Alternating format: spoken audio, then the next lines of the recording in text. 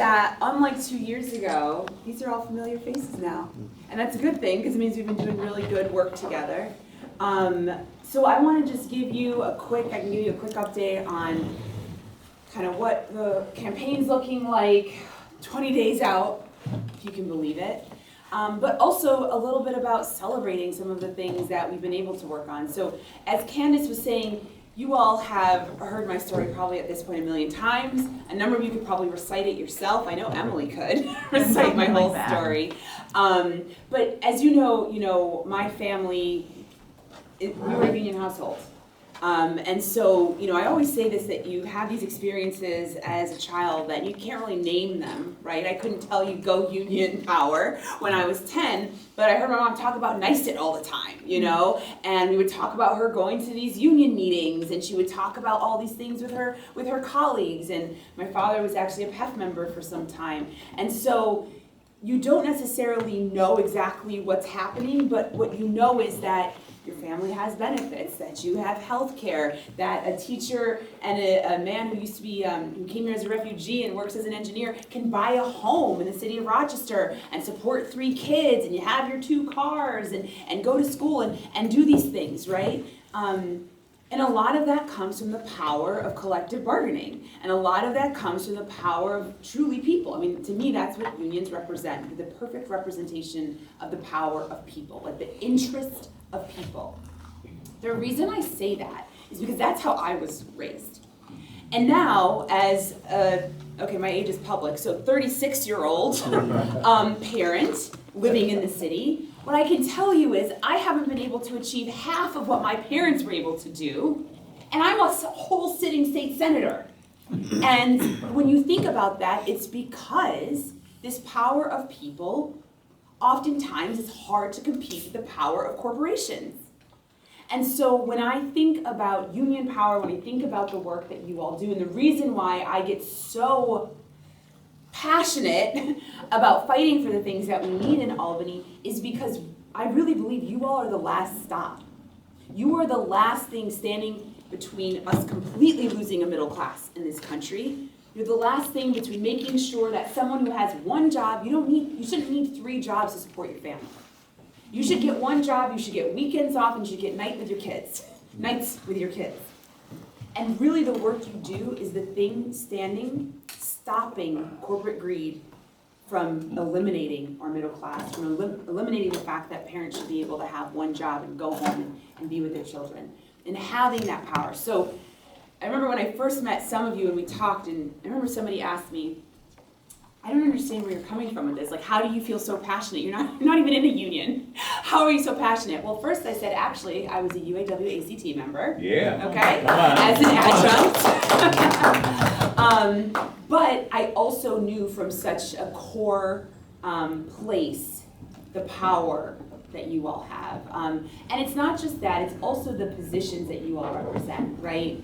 We're talking about positions that drive our economy, positions that drive our communities, the places where we drop our kids off to school, the makers of our vehicles. Hello, UAW, made Ford Escape out there. Thank you, Dan. But really, these are the jobs that are driving everything in our economies and our communities. And so I think that's the other piece that is so important, right? That we actually have those voices. So that's why I was really proud to be that voice for you all in Albany. As you've learned by now, I don't necessarily sit and wait my turn.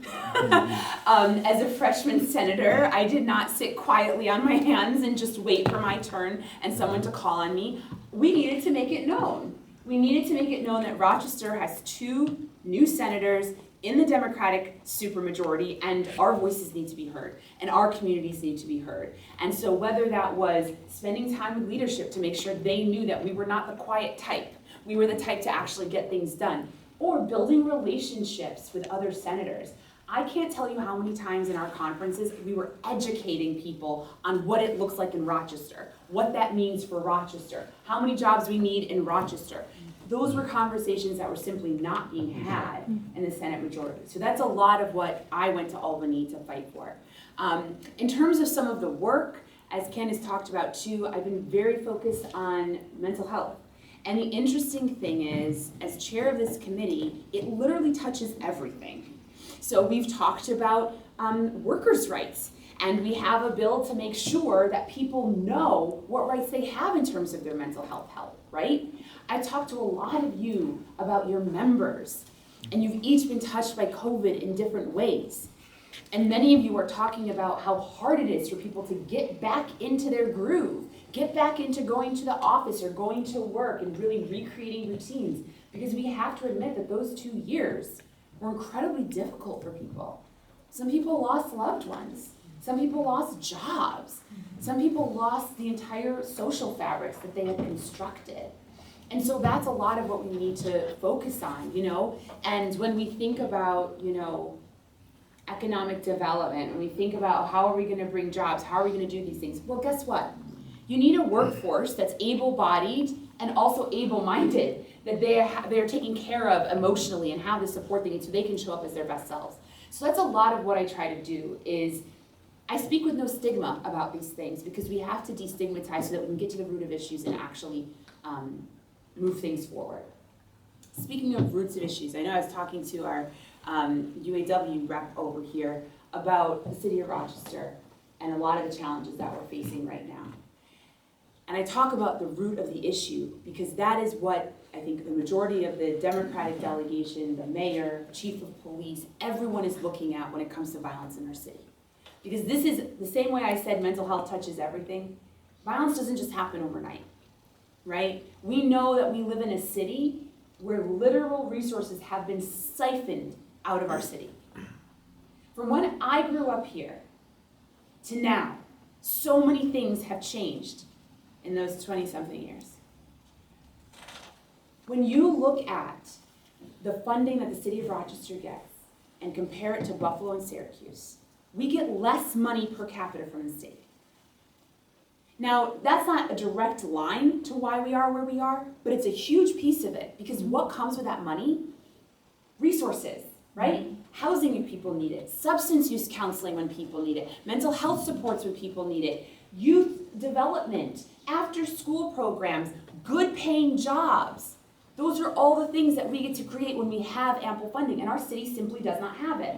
So a lot of what we've been trying to do is deal with these root causes to prevent a future of violence.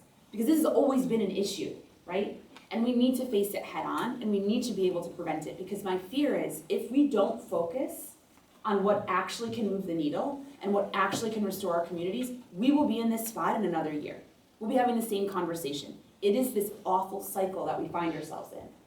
And so that is a lot of what we are focused on, is how do we actually invest in programs here, now, to give people alternatives. When I think about a 20-year-old young man, right? What are his opportunities? Go talk to him. What does he see for himself? You know how many young black men never even see themselves, in fact, including my husband, never even see themselves in their 40s or 30s? Yeah. They don't even envision that. Because the people they know are incarcerated, or they have succumbed to violence. Some can't even envision because they can't see it. So what are we doing in our communities to show them what's possible? And how are we reimbursing them when they show up?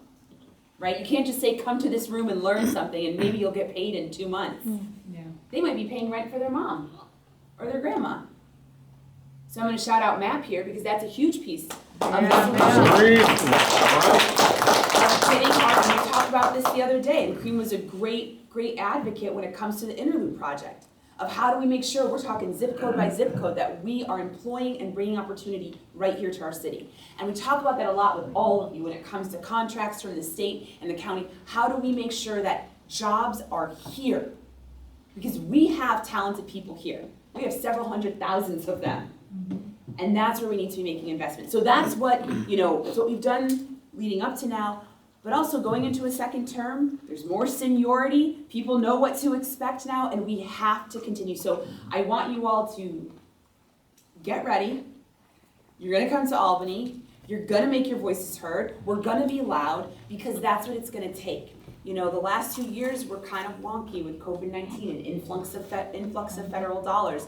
It's not going to look like that this year. The fights are going to be steeper. They're going to be harder. And so we really need you as the wind, you know, behind our backs when we're going into Albany to say what our area needs. And so I hope I can count on you, and I know I can, for that level of advocacy. And I hope that you know you can count on me to continue to be your voice, to continue to fight for what people need and working families need. And you know, when I look at, back to this campaign and give you a quick update with that, when I look at this campaign and I look at what we've built, this campaign really truly is built on people power and the power of labor.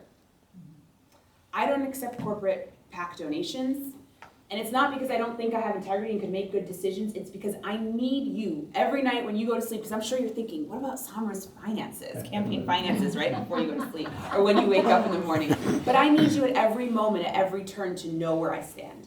And so that's why I've always said that you all are that voice that needs to be heard, and what you represent, because you're representing people. So I really appreciate that.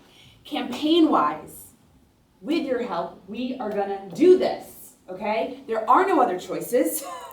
We must do this, whether it is for a woman's choice, right, to protect, whether it is protecting the power of labor and the power of working families. We have an opponent who does not want to protect any of those things, and he has said as much. He wants to shut down our public schools. He doesn't understand why we fund them. Hi, public school grad, I can explain to you why we fund them. Because when my father came here from Ethiopia, he was promised a free quality education for his kids. And that's exactly what we got. And that's what we have to make sure kids continue to have. So there's a lot at stake in this election. I really need you all I appreciate you contributing. I appreciate you on behalf of all your unions contributing. I'm just gonna throw it out there. If you haven't reached $11,800 from your union, you can throw some more my way. I'm just gonna make sure you all know that is the number. It's the last year that's the number. So I say let's celebrate and just, let's get that check we can talk later. Yeah.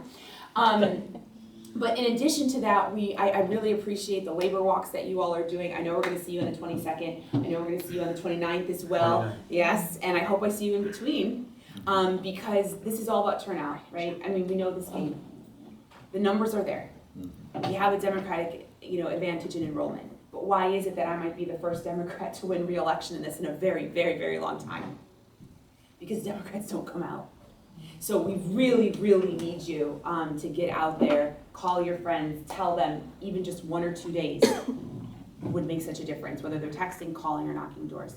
So with that, I want to thank you all again for coming, eating some delicious food, spending time with us, and if we want, I can answer a few questions while you all kind of finish your dinner, and we can do that.